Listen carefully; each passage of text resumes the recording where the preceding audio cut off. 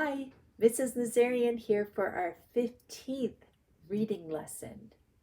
The last two lessons we've been talking about strategies to use to become a better reader of series books. And we've been reading Days with Frog and Toad as our example. So far we've talked about reading series. You need to become an expert on the characters. Our first lesson, we talked about collecting information about the main characters. So we figured out some things about Frog and Toad even before we read the book, just by looking at the cover. Then as we read, we focused on how the characters respond to problems. And we notice there's a pattern. Toad is kind of lazy, he gives up easily, he can be negative. And Frog, he's more determined. He tries again and again. He doesn't give up easily. And he uses his creativity and his smarts to come up with different ways to solve a problem. Today, we're going to talk about two other strategies. The first one is, while you are reading your series book, think about what characters say and do.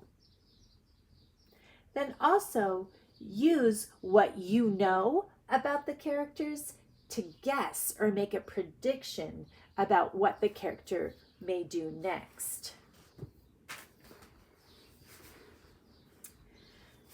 So first, let's think about characters, what they say and do.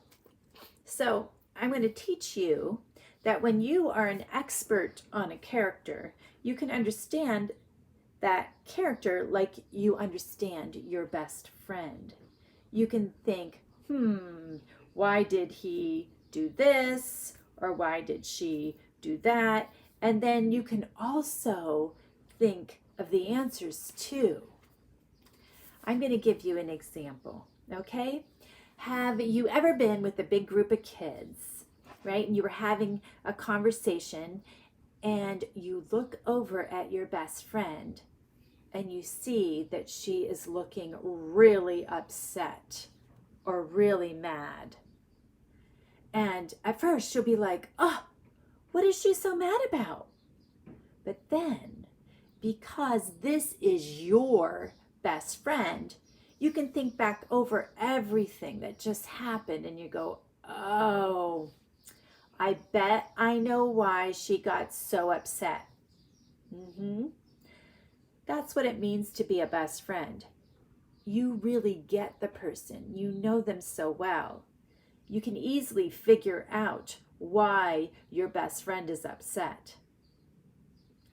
She gets up from the group and she walks away, slamming the door, and everyone else is saying, hey, what's up with her? And they're like, who knows? But you know, because you are her best friend. It's the same thing when we get to know the characters in the book, okay?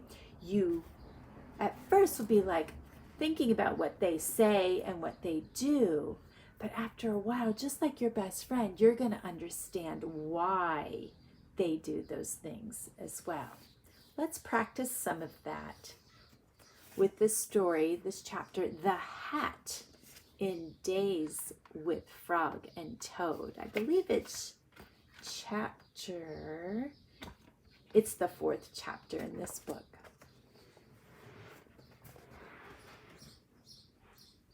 So we're going to focus on what Frog and Toad say and do. Not only what they do, but why do they do it? And then we're going to make some predictions. The hat. On Toad's birthday, Frog gave him a hat. Toad was delighted. Happy birthday, said Frog. Toad put on the hat. It fell down over his eyes. I am sorry, said Frog. That hat is much too big for you. I will give you something else. No, said Toad. This hat is your present to me. I like it. I will wear it the way it is. So Frog gives Toad a hat because they're such good friends. But the hat's too big for Toad. So Frog wants to give him something else, right? Because Frog's always wanting to be helpful and to fix everything. And he's like, oh, that's not a good gift. I'll give you something else. But because Toad loves Frog so much, he doesn't want to give the hat back, even if it's a problem.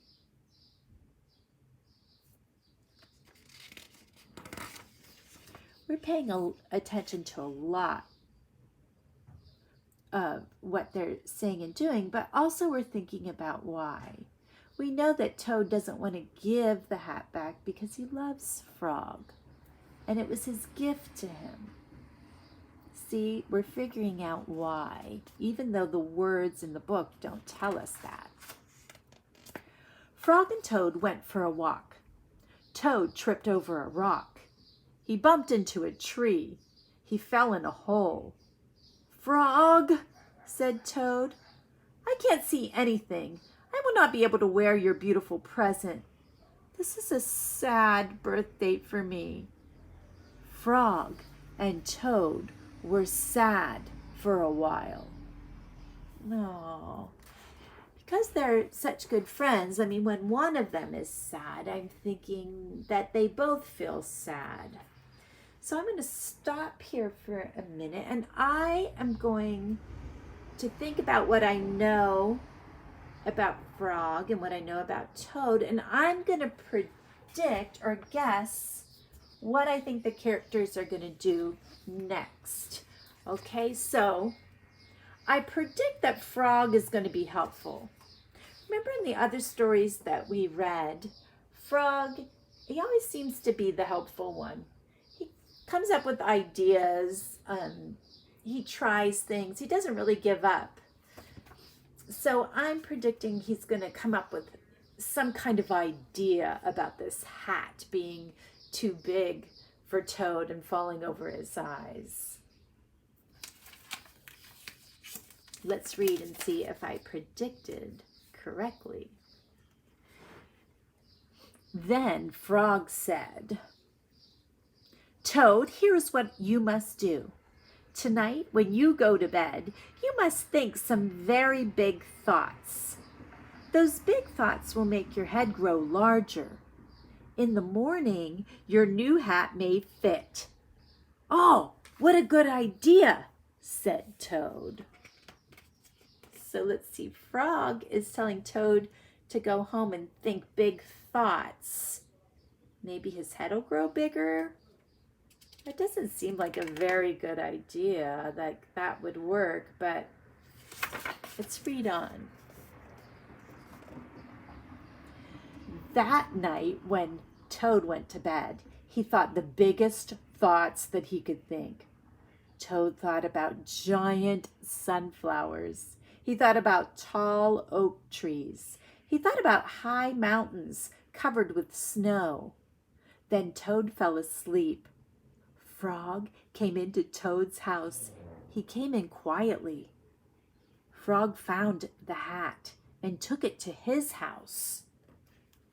I can make a prediction here. He's up to something. I don't know what he's going to do. Maybe he is going to try to shrink it or sew it a little cool. I don't know. He's going to do something. He always has great ideas. Frog poured some water on the hat. He put the hat in a warm place to dry. It began to shrink. That hat grew smaller and smaller. Frog went back to Toad's house. Toad was still fast asleep. Of course he was. Toad likes to sleep a lot. Frog put the hat back on the hook where he found it. When Toad woke up in the morning, he put the hat on his head. It was just the right size. See, my prediction was right. Toad ran to Frog's house. "Frog, Frog," he cried, "all those big thoughts have made my head much larger. Now I can wear your present." Frog and Toad went for a walk. Toad did not trip over a rock. He did not bump into a tree. He did not fall in a hole. It turned out to be a very pleasant day after Toad's birthday.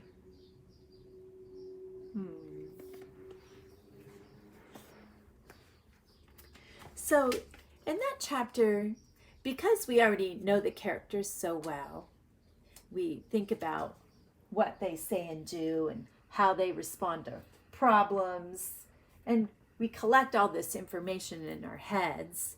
Then we can start to make predictions on what they're going to do next.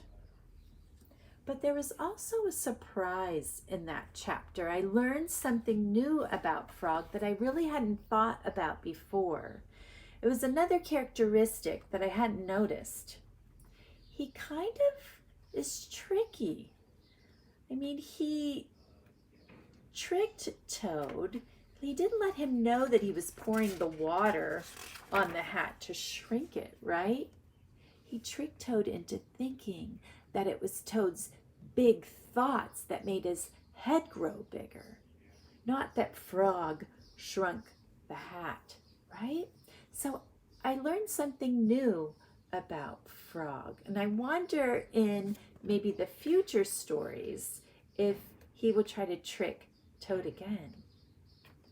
Okay, when you're reading your own series books, make sure your focus is going to be on thinking about what the characters in your book say and do. And then I want you to start guessing or making predictions what the character is going to do next. Okay, we will conclude today's lesson, and I will see you next time. Make sure you're reading.